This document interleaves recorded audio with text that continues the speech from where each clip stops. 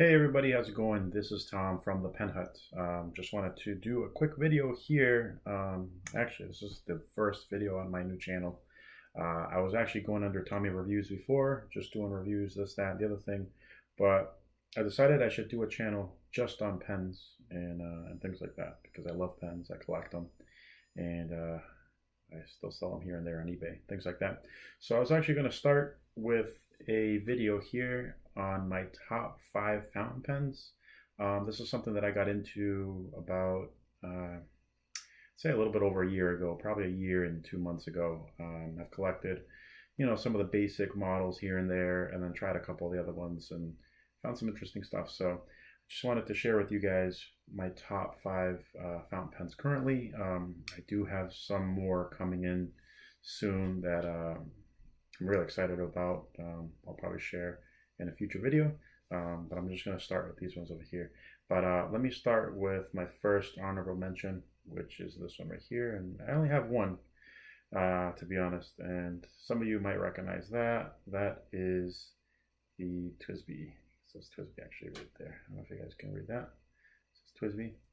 These are really nice. This is a TWSBI Eco, or Echo, I don't know. I guess it's Eco because it's supposed to be economic. But these are really nice. They are piston fillers, which means that you turn the knob and then this moves up and down, and that sucks up the ink. Right now you can see there's some red stuff in there. This is diamine oxblood, which I really like. So I've been using this one for a while. I don't write a ton, so this has probably been in here for quite a while. But I do write from now and again, every now and again, which is nice. It's got the little TWSBI logo on the top. Not a super expensive pen, but it's in that realm of pens that I would recommend for people who are starting out, but want to buy something that's over the $10–15 range. That's pretty decent. So I like this one. It is a twist cap, which I tend to prefer. And then you can see that it's still see-through on the top part there as well. And then you got the nib there, which is nice. Let's see, what is this one? Guess it doesn't say, but I would think that this is probably a fine. Anyways, this is a nice one. I like it because it has that that ink window there and has a large capacity right there. I like it. It's nice and sturdy. It's not super expensive, and I think it looks nice. I do have them in a bunch of different colors. I think turquoise and some kind of blue are some of the most recent ones. I think they even came out with a pink one. All kinds of colors, and they're nice and fun, and they look nicer. They look better built than some of the less expensive pens, and their nibs are actually pretty decent. Nice and smooth, a little bit of feedback, which is good. So that's actually my only honorable mention. I put this video together pretty quickly. It's something that I've wanted to do for a while, then got caught up in so many different things. So let's see which one would be next. This one actually I haven't used in a little while, but when I did, I was using it almost every single day. You'll see that it has a little bit of oxidation, so I have to clean it. But this is a Kaweco Brass Sport, which is really cool. And yes, I need to clean it. But it's brass, so it's nice and heavy, and it has the little ridges there, so it won't roll off the table. And it's heavy, very nice quality. So this is also a twist cap, and you'll see that it's very short. So it's nice. It's like a pocketable pen, but then you can put the back onto it there, and you'll see that it is just long enough to sit nicely on your hand, which is really nice. This one is a fine nib. This is a German brand, so generally in the European brands tend to run a little bit wider the nibs than the Asian nibs. TWSBI is an American brand, from what I recall. And then this one is, like I said, a German brand, and has a nice finial there, which is really cool. Really nice. So I like it. They make other ones, the brass sport, and then they have the all sport, the aluminum ones. This is a little bit more expensive because it's all brass, but it's nice. I need to start using this one more actually, because it fits in that little pocket in your jeans really nicely, and in your purse or something like that, like a small space. And it's brass, so it's really durable. So that's a really nice one. I was using a ton before. not so much anymore. But if I need something that can take a beating and just want to take it with me, boom. So that's that one right there. Let's see, the next one, and this is actually going to go in order, I think, of aside from the first one, in order of when I picked them up and why they're special. So this, at the time when I picked this one up, was my most expensive pen. This was after I got into Lamy's, some Pilots, some Kawecos, things like that. So this is the Lamy 2000. It's a very, very well-known pen. Lamy, or Lamy, like they like to say, is a German company, and this is a design that they've had for almost 60 years. It was that simple and that timeless. It's made of that macrolon type finish, and it's brushed. So I don't know if you can see the little brushes in there, the little streaks, or I don't know what you call it, but it's brushed macrolon, which is kind of like a fiberglass infused with plastic kind of thing there. This one is a pop cap, so it pops up nicely, and this has a hooded nib, which is really, really cool.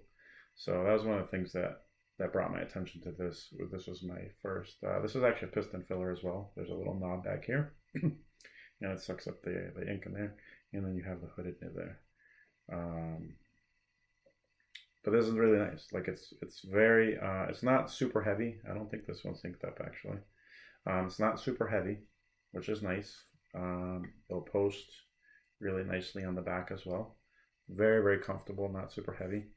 And it has a gold nib. So it's actually my first gold nib as well. So that is a Lamy gold nib there, which is really nice as well. And this was probably one of my smoothest pens, smoothest pens.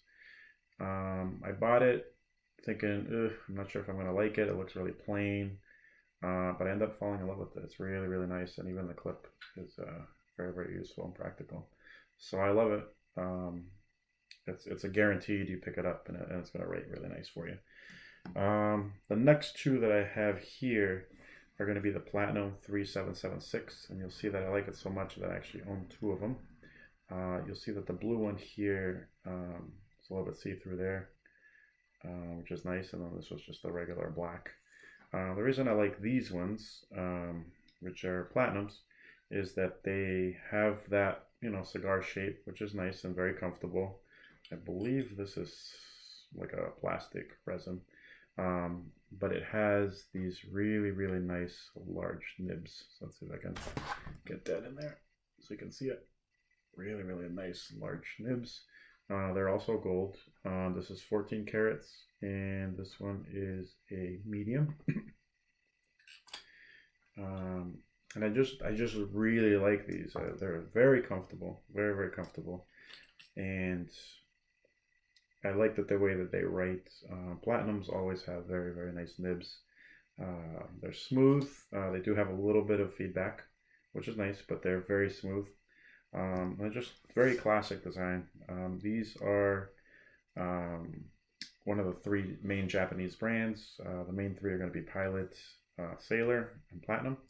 So these are the Platinums here. So I really like those, and obviously I got two of them. This at the time, I would have to say this was probably the most expensive pen that I bought retail at a store. And this is a Sailor 1911 large. So you'll see that this is a little bit thicker than the Platinum 3776, but it's not massive. They do make a thinner version, which I think is like the standard, but everybody said go with these ones. They're just super comfortable. And it is. I would say the difference in feeling between this and the Platinum is this feels a little bit more high-end. I got it specifically with this, I think it's rhodium trim, which is kind of like a silver color. I'm not super into the gold, but it works well with the other pens, but with these ones, I just like the way that is, and has a nice feeling to it. The plastic or whatever it is feels a lot more solid too, so you feel like you're holding a much more solid pen. Now this one is really special too. It has a really, really nice big nib there, if you can see it, and that is a, oh, I can't see in this light. This is a 21 karat gold nib. So these are very, very big. Super nice.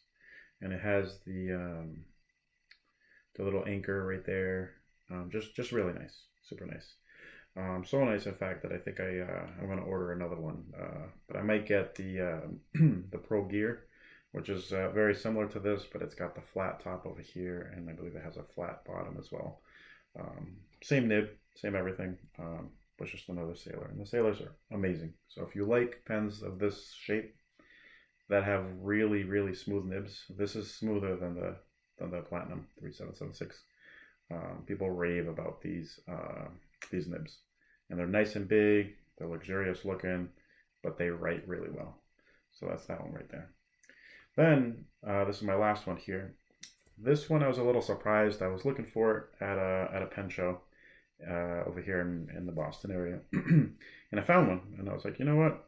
I want to own one of these. It's such an iconic pen. This is an older pen, and I ended up getting this Parker right here, this Parker 51. And I was like, you know what? What's all the fuss about? You know, they're everywhere, and people talk about them all the time. It was one of the best sold pens of all time. They have so many different variations, and they were out for years and years and years. And they look like that. So they also have a hooded nib. And these were used a ton by, you know, government officials, presidents. They're just super iconic. You go anywhere online and you look for any used or vintage pens, they're going to be talking about something like this. And I liked it. You know, as soon as I picked it up, it kind of had that nice, really nice, that cigar shape and this material. I don't know what it is, but it's just so comfortable. So that was really comfortable. I like the really iconic Parker. Sorry, this is Parker. Yep. That iconic cap, which is really nice. And it doesn't look like too much, but it's very lightweight, but it's super comfortable. This one is probably, other than my the TWSBI that I showed you first, this is the second least expensive pen of all these pens. And this writes amazing, amazing. So anytime I'm just in the house and want to write something real quick, I usually keep this one on my table. So I just pick it up and just start using it. It just writes so nicely. So I mean, I don't know if I got a really well-tuned nib or something, but it just writes so well. But they're all different, you know. But this one I'm never getting rid of. I don't know. It's just amazing. I think at some point I'll probably buy another one. But if you look online, you look at some other places, like you really have to make sure, like these old ones here, that they've been taken care of, that they, you know, the sack and everything in here is still in good shape. Or actually, this one, I don't know if it has a sack or not. You want to make sure that it's working and people have taken care of it. And you also want to look at the prices, like depending on condition and a lot of things, these can double and triple in price. So sometimes it's tricky, you know. So if you go to a pen show, these are the ones you actually want to touch and see how they are and buy a really nice one in really good condition. They're not that expensive because there's tons out there, but there's some colors that are more rare and there's some that are just going to cost more just in general. So that basically, I just wanted to, you know, talk to you guys about some of my favorite pens. These are 5 of my favorite pens in about a year of collecting. I do have a couple of the pens that I enjoy. I just haven't used them to the extent that I've used these ones. And like I said, I got like 2 or 3 new pens in order that are coming in that I'm super excited about. And the main point of doing this video is basically telling you that the Pen Hut is here. Tommy Reviews is basically not going to do too much more with that stuff. I want to focus on the pens. I want to focus on what makes certain pens great, what makes pens average, what I like, what I don't like. And then hopefully I can break it down and just do specific reviews on certain pens that I've used. And I don't know, you guys can learn a little bit or appreciate a little bit or maybe I can answer some questions on some pens. But definitely feel free to put some comments underneath, ask questions about anything. And yeah, enjoy the channel. See you guys around.